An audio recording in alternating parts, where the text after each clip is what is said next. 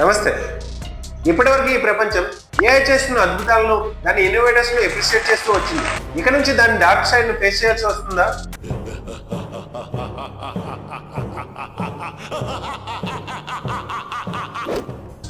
ఈ మధ్య జరుగుతున్న ఏఐ ఆకృత్యాలను చూస్తుంటే అదే అనిపిస్తుంది. మొదట్లో Ghibli images, 3D figures and retro arts create చేస్తుంటే అందరం ఎంజాయ్ చేస్తూ మన ఫోటోలను కూడా అలా కన్వర్ట్ చేసుకున్నాం. అయితే ఈ రోజు శరీరం పైన ఉన్న బట్టలను తొలగించి అసభ్యకరంగా చూపించడం మొదలుపెట్టింది. దానికి ఎగ్జాంపులే ఈ మధ్య వైరల్ అవుతున్న గ్రోక్ బికినీ ట్రెండ్. దీనివల్ల మేజర్ గా సఫర్ అవుతుంది మన మహిళలు. ఈ ఫోటో చూడండి. పుట్ హిమ్ ఆన్ బికినీ అనే ఒక చిన్న ప్రాంప్ట్ ఇవ్వడంతోనే అమెరికా అరెస్ట్ చేసిన వెనిజులా అధ్యక్షుడు అయినటువంటి నికోలస్ మదురోను బికినీలోకి మార్చేసింది. ఎంత అరాచకం కదా!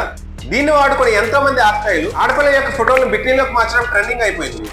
ప్రపంచ కుబేరుడు ఎలన్ మస్క్ నేతృత్వంలోని ట్విట్టర్ కు అనుబంధంగా ఉన్న ఈ చాట్ బోర్డ్ కు ప్రపంచంలోని అన్ని విషయాలు నేర్పించిన దీని డెవలపర్స్ సభ్యత అనే కామన్ సెన్స్ ను మాత్రం నేర్పించడం మర్చిపోయారు.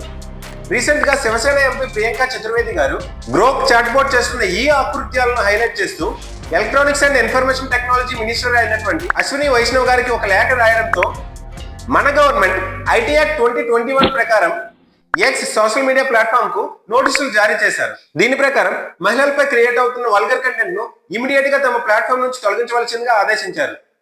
అయితే ఈ చాట్ బోర్డుల సంగతి ఎలా ఉన్నా అలాంటి ఫోటోలు క్రియేట్ చేయవలసిందిగా ప్రాంప్ట్ ఇస్తున్నటువంటి వ్యక్తుల యొక్క విజ్ఞత ఏమైనట్టు?